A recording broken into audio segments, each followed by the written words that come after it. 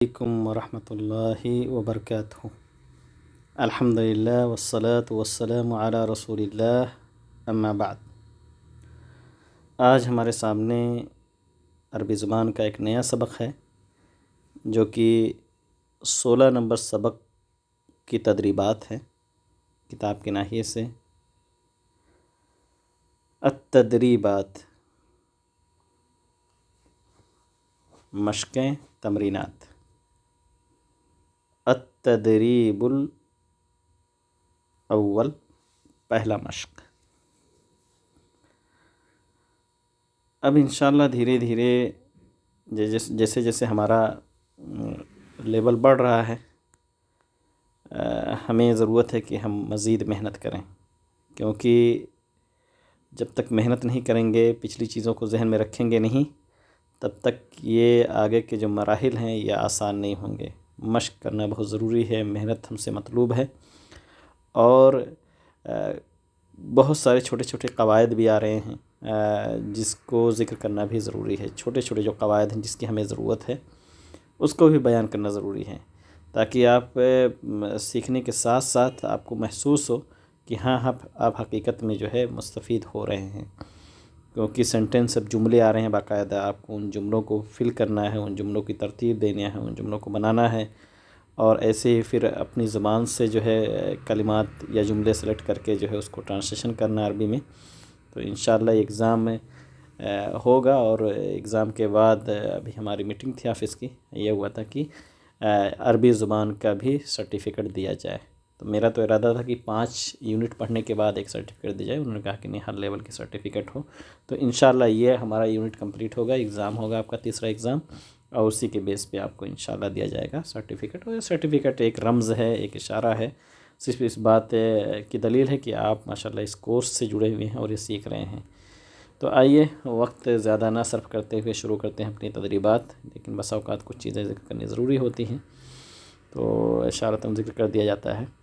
التدریب الاول، پہلی تدریب ہے، اور اس کو بہت غور سے ان جملوں کو دیکھنا ہے، کیونکہ یہاں جو 7 جملے ہیں انہی کو یہ تدریب ثانی میں اس لیے دکھا رہا ہوں تاکہ آپ کو پتہ چل جائے کہ میں کہہ رہا ہوں کہ پہلی تدریب کو بار بار پڑھنا ہے۔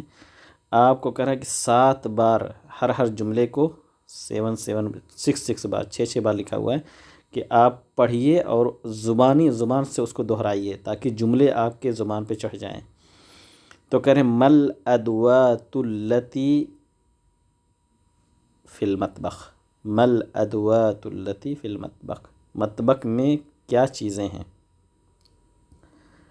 ما کوشچن ورڈ ہے، آپ دوسرے ہی لیسن سے جان چکے ہیں، لیکن یہاں ایک بنیادی چیز آپ کے لیے بتانا ہے، وہ یہ ہے کہ کوشچن ورڈ ایک ہے ما اور ایک ہے من۔ من کے معنی کون اور ما کے معنی کیا، دونوں کے درمیان فرق بھی آپ کو جاننا ضروری ہے۔ ما کے ذریعے سے سوال کیا جائے گا ان چیزوں کے بارے میں جو غیر عاقل ہیں، یعنی اگر کہا جائے بے جان چیزیں ہیں، اور من سے سوال کیا جائے گا اس شخص کے بارے میں جو عاقل ہے۔ اسی وجہ سے حدیث کے اندر جو آتا ہے کہ جب کسی میت کو قبر میں لٹا دیا جاتا ہے اور نماز جنازہ پڑھ کر کے لوٹتے ہیں تو جو فرشتے آتے ہیں تو سوال کرتے ہیں، تو سوال کیا کرتے ہیں؟ من ربک، کیونکہ رب ظاہر سی بات ہے ایک ذات ہے اور عاقل ذات ہے، اللہ تعالی بہت ساری صفات ہیں، تو وہاں سوال من ربک، آپ کا رب کون ہے؟ من نبیوں کا، آپ کے نبی کون ہیں؟ یہاں سوال من کے ذریعے سے۔ لیکن تیسرا سوال جو ہوگا، تیسرا سوال وہ ہوگا ما دینوں کا، وہاں نہیں کہا جائے گا من دینوں کا، ما دینوں کا، تو دین ایک بے جان چیز ہے، تو آپ کا دین کیا ہے؟ تو یہاں جو سوال ہو رہا ہے اس ہمارے لیسن میں ما کے ذریعے سے، اس لیے کہ ادوات جو کچن میں جو چیزیں ہوں گی وہ بے جان ہیں، تو مل ادوات التی فی المطبخ، مطبخ میں کون سی چیزیں ہیں، اور اسی ادوات کی رعایت کرتے ہوئے التی لایا گیا ہے جو کہ مؤنث کا صیغہ ہے، ورنہ مذکر کے لیے الذی آئے گا، الذی۔ تو مل ادوات التی فی المطبخ، کون سی چیزیں مطبخ کے اندر ہیں؟ اب یہی اگر ہم چینج کریں اور عاقل کے تعلق سے سوال کر لیں تو ہم کہیں گے من شخص، کون شخص ہے. اب یہاں اللتی کے بجائے ہو جائے گا الذی، جو کہ آگے انشاءاللہ دھیرے دھیرے کلیئر ہوگا. لیکن چونکہ یہ بیسک چیزیں آپ کو جاننا ضروری ہے کہ ما اور من میں فرق کیا ہے. تو کوئی شخص ہوگا تو آپ یہ نہیں کہیں گے ما انت، آپ کہیں گے من انت. اور اگر اس کو بگاڑ کر کے جیسے یہاں کہتے ہیں تو کہتے ہیں من انت، آپ کون ہیں. حالانکہ من صحیح نہیں ہے گرامر کے ناحیے سے، نہ ہی زبان کے ناحیے سے. تو مل ادوات اللتی فی المطبخ، کچن میں کون سی چیزیں ہیں. تو جواب کی اسٹارٹنگ کہاں سے ہو رہی ہے؟ فی المطبخ، کچن میں ہے. کیا کیا ہے؟ ثلاجۃ و موقد کہربائی، فریج ہے اور الیکٹرک چولہا ہے. اب آپ اس کے ساتھ اور بھی چیزیں جوڑ سکتے ہیں، اطباق بھی کہہ سکتے ہیں، پلیٹیں ہیں. آپ اسی طریقے سے کہہ سکتے ہیں کہ کھانے پینے کے سامان ہیں، یا آپ مجمل بھی کہہ سکتے ہیں اشیاء کثیرہ، بہت ساری چیزیں ہیں. فی المطبخ اشیاء کثیرہ، بہت ساری چیزیں ہیں. لیکن نام گنانا چاہیں تو اس طریقے سے گنا سکتے ہیں. ایسے مل اشیاء التی فی المدخل، مدخل میں کیا چیزیں ہیں یعنی انٹرنس میں، داخلی دروازے کے پاس. فی المدخل بساط و منضدۃ، فرش ہے اور کیا ہے؟ منضدہ ہے، یعنی وہ تپائی و الماری ہے جو ٹیبل کی شکل میں ہوتا ہے اور رکھا جاتا ہے چیزیں رکھنے کے لیے، کبھی گلاس، پینے کا پانی یا جگ اور چیزیں. تو اس کو منضدہ کہتے ہیں، جو کہ آ چکا ہے پچھلے لیسن میں. تیسرا جملہ ہے مل اشیاء التی علی الرف، کیا چیزیں. اب یہاں پہ بھی دیکھیں ماں کے ذریعے سے سوال ہو رہا ہے کیونکہ یہ سب غیر عاقل چیزیں ہیں. مل اشیاء التی علی الرف، کون سی چیزیں ہیں جو رف پر ہے، یعنی اس تختے پر ہے، دیواری تختے پر جو دیوار سے متصل ہے، الماری پر. علی الرف کتب و مجلات و جرائد و جرائد. تو کتبن کہا، مجلاتن کہا تنوین کے ساتھ، لیکن جرائدن نہیں کہا کیونکہ اس پہ تنوین نہیں آ سکتی.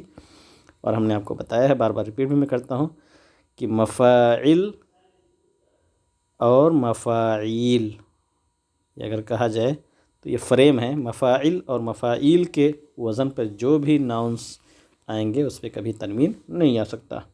جیسے مساجد، مصابیح. مل ادوات التی فی المطبخ، اسی کی ریپیٹنگ ہے جو پہلا.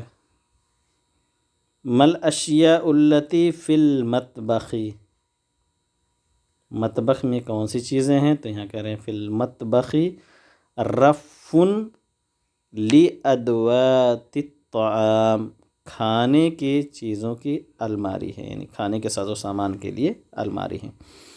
تو لام جو یہاں جڑا ہوا ہے وہ بھی حرف جار ہے.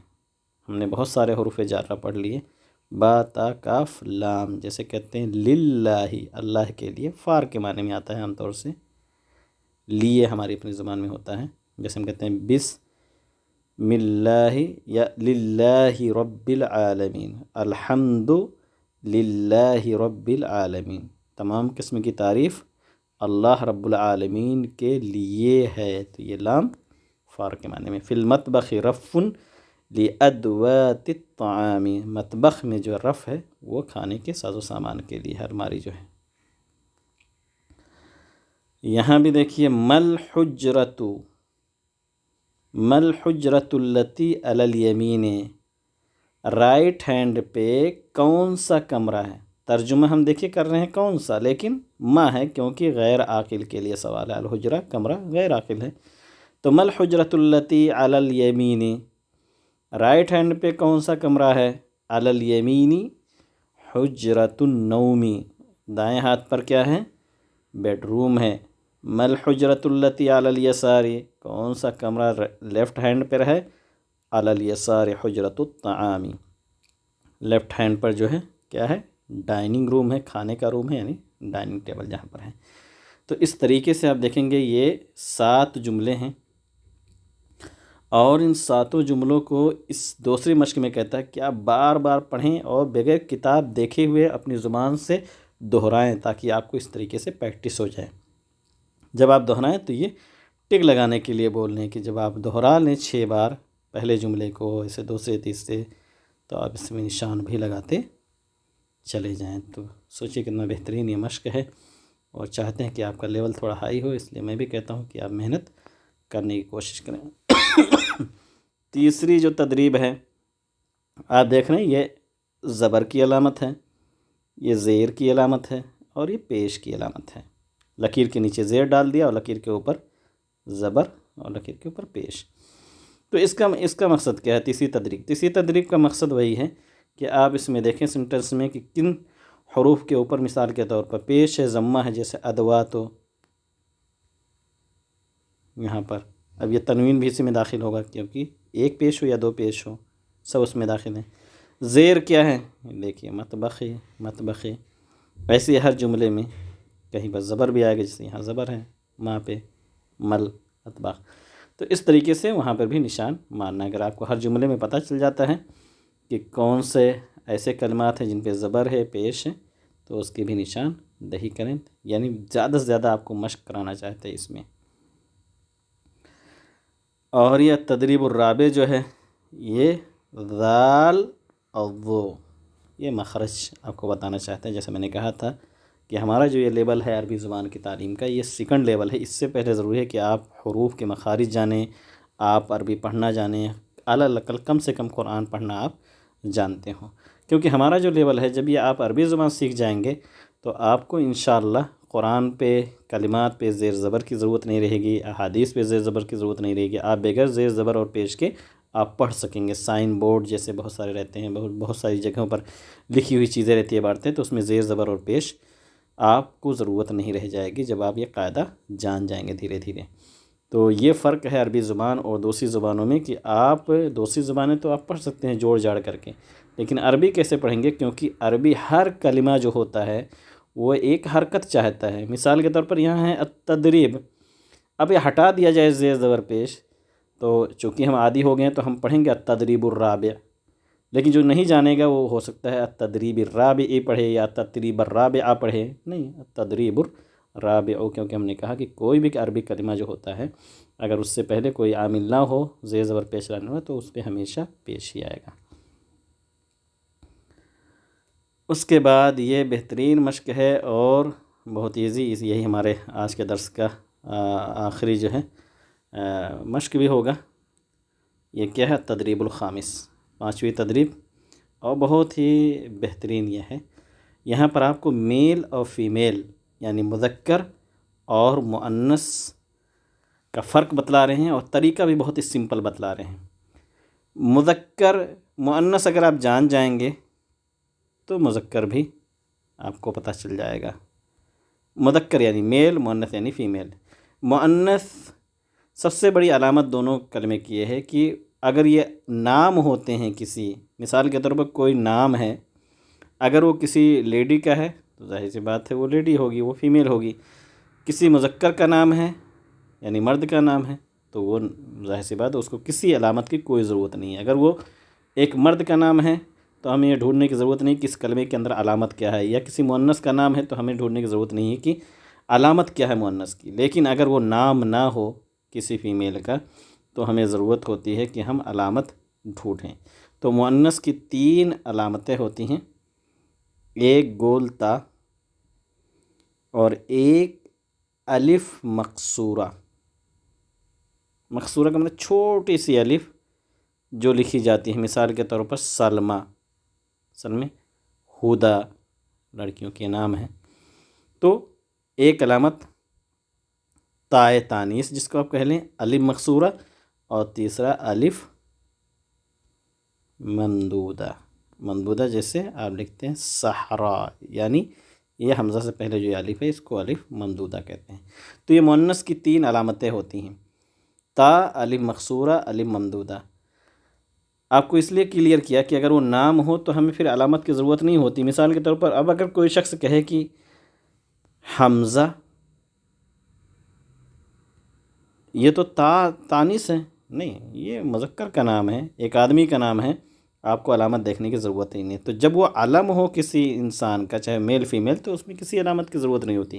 تو آپ یہ نہیں کہیں گے کہ حمزہ میں تا تائے تانیث ہے لہذا وہ کیا ہوگی، وہ مؤنث ہوگی، یعنی وہ عورت ہوگی. نہیں، وہ نام آلریڈی مرد کا ہے تو مرد ہی رہے گا. ایسے اس کے اپوزٹ آپ دیکھ لیں زینب. آپ کہیں گے کہ زینب میں تو کوئی علامت نہیں ہے، نہ تائے تانیث ہے، نہ الف مقصورہ، نہ الف ممدودہ. مریم، تو یہ کیسے مؤنث ہے؟ کیونکہ یہ نام ہیں اور نام کے لیے کسی علامت کی ضرورت نہیں ہوتی ہے.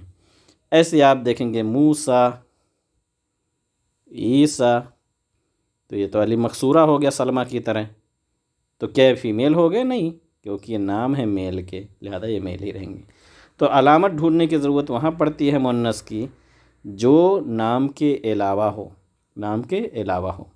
تو 3 علامتیں، تائے تانیث، الف مقصورہ اور الف ممدودہ. الف مقصورہ آپ سمجھ گئے، جیسے سلمہ ہے اور ہدیٰ ہے. آئیے دیکھتے ہیں یہاں کیسے بہت سمپل طریقہ ہے مذکر کو مؤنث بنانے کا. اور جیسے ہم نے بتایا کہ مؤنث کی ایک علامت ہی ہے تائے تانیث، لہذا آپ کو کرنا کیا ہے، مدرس مذکر ہے، اسی میں تا جوڑ دیجئے، مؤنث ہو جائے گی مدرسہ. مضیف، مضیف یعنی میزبان، اور ایئر ہوسٹ کے معنی میں اس لیے آتا ہے کیونکہ فلائٹ میں وہ ہمارے میزبان ہوتے ہیں. ضیف کے معنی ہوتا ہے مہمان، جس کی جمع آتی ہے ضیوف، لیکن مضیف کے معنی ہوتا ہے مہمان نوازی کرنے والا. اس طرح بہت سارے ورڈ بنیں گے، آگے چل کر کے ہم سیکھیں گے. تو مضیف کا مطلب ہوتا ہے میزبان، میزبان. ضیف کے معنی مہمان، اور مضیف ضیافت کرنے والا یعنی میزبان. تو اگر وہ فلائٹ میں ہے، جو ہے طائرہ میں ہے، تو وہ ایئر ہوسٹ، چاہے میل ہو یا فیمیل. اس کو بھی اگر فیمیل بنانا ہو تو تا مضیفہ. مریض بیمار مرد، مریضہ بیمار عورت.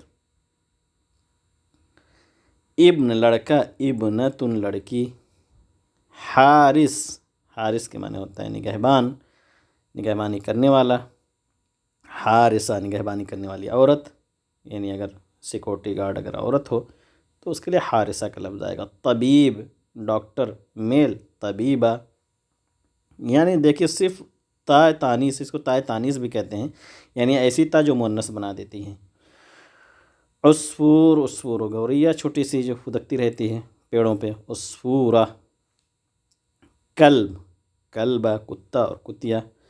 قط، قط یعنی بلی میل، بلہ آپ کہہ لیجئے، اور قطہ فیمیل. ایسے ہی غزال ہرن، غزالہ ہرنی. نمر چیتا اور نمرہ چیتنی.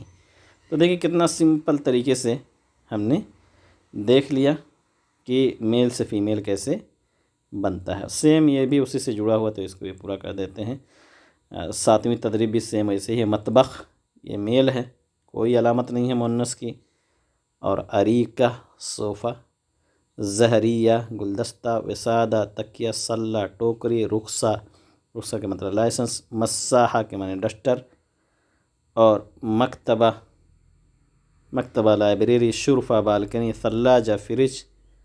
اور شجرہ، شجرہ درخت. نافذہ روشن دان. ابرہ سوئی. اس کے بعد بطانیہ کمبل. سجادہ، سجادہ فرش، مصلی کے معنی میں بھی آتا ہے. مسترہ اسکیل، یعنی جس سے سطر بنائی جائے. طائرہ ایروپلین. اور حجرہ کمرہ. یہ سارے ورڈ ہم پڑھ چکے ہیں، اور ادھر بھی جو ہیں جو مذکر کے وہ بھی ہم نے پڑھ لیا ہے. ایک بار سرسری طور پہ گزر جاتے ہیں. کوپ پیالہ. کتاب. قلم. سور، سور کے معنی ہوتا ہے 4 دیواری. شارع. حوض، حوض کے معنی، حوض کے معنی تو ہم جانتے ہیں ٹینک، پانی کی ٹنکی. اور حوض کا ایک معنی آتا ہے واش بیسن کے بھی، تو جو کہ ہمارے پچھلے درس میں ہوا ہے، اس میں آپ واش بیسن بھی کہہ سکتے ہیں، جس کے نیچے سلۃ المحملات تھا، یعنی ڈسٹ بن. اس کے بعد کرسی. موقد، موقد کے معنی ہوتا ہے کہ اسٹو، یا ہے کہ موقد کا رباعی سے آیا ہوا ہے، یعنی الیکٹرک چولہا. مقعد سیٹ. حائط دیوار. ریال رف. اس کے بعد شہر، شہر. بساط، بساط کا معنی بچھونا بھی ہوتا ہے، اور بساط کا معنی فرش اور دری کے معنی میں بھی ہوتا ہے. اس کے بعد مکان جگہ، اور آخری ورڈ ہے صندوق. اسی کے ساتھ آج کا ہمارا یہ درس مکمل ہوا. اللہ تعالیٰ سے دعا کریں کہ اللہ رب العالمین ہم سب کو عربی زبان سیکھنے میں خوب زیادہ سے زیادہ محنت کی توفیق دے، اور جو بھی وقت ہم اس کے لیے صرف کریں اللہ تعالیٰ ہمارے لیے اسے خیر و برکت کا ذریعہ بنائے۔ السلام علیکم ورحمۃ اللہ وبرکاتہ۔